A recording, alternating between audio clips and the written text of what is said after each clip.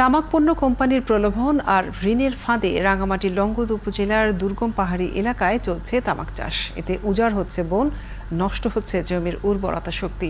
কৃষকদের শরীর স্বাস্থ্যেও পড়ছে তামাক চাষের বিরূপ প্রভাব। কৃষকদের অভিযোগ, বিকল্প ফসল চাষাবাদে সরকারি সহযোগিতা না পেয়ে তামাক পণ্য কোম্পানির দেয়া টাকায় তামাক চাষে বাধ্য হন তারা।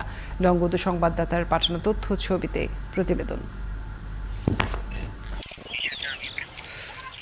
পাহাড়ে ধানসহ যেসব ফসলে বেশি সেচ লাগে সেসব ফসল আবাদ করতে পারে না চাষিরা। এই সুযোগে এগিয়ে আসে তামাক পণ্যের কোম্পানি। কম সেচের তামাক চাষে কৃষকদের ঋণ দেয় তারা, সেই টাকায় চাষ হয় তামাক। রাঙামাটি জেলার লংদুতেও তামাক পণ্য কোম্পানির এই ঋণের জালে জড়িয়ে গেছেন অনেক কৃষক। বিকাশে কম খরচে ক্যাশ আউটের লিমিট বেড়ে 50,000, প্রিয় এজেন্টও 2টা।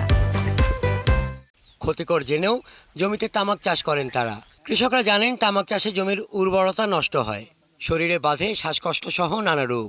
এমন রোগে ভুগছেন অনেক তামাক চাষি। তামাক চাষ অনেক ক্ষতিকর, যক্ষ্মা হয়, ক্যান্সার হয়, বিভিন্ন ধরনের আমাদের শারীরিক সমস্যা হয়। কিন্তু বাধ্যবাধকতার কারণে বা বিভিন্ন কারণে আমাদের এটা ছাড়া কোনো বিকল্প নাই। সরকার যদি আমাকে কিছু অনুদান দেন, এতো সমস্যা আমরা করব না। বন কর্মকর্তারা জানান তামাক চাষে জমি নষ্টের পাশাপাশি উজাড় হয় বন, কারণ মাঠ পর্যায়ে গাছপালা কেটে জ্বালানি তৈরি করে শুকানো হয় তামাক।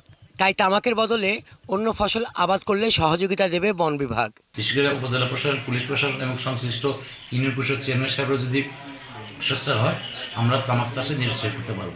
কৃষকদের তামাক চাষে নিরুৎসাহিত করার কথা বলেন উপজেলা কৃষি কর্মকর্তা। জানান, কেউ বিকল্প ফসল আবাদ করলে তাকে প্রণোদনা দেওয়ার ব্যবস্থা আছে। অথবা কৃষি ঋণের মাধ্যমে অর্থ যে কোনোভাবে অর্থ দেওয়া সম্ভব হয়, তাহলে হয়তো তারা তামাক থেকে বিমুখ হতে পারে।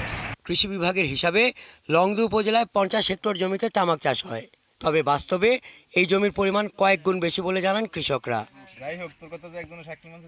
হাসান আহমেদ, 71।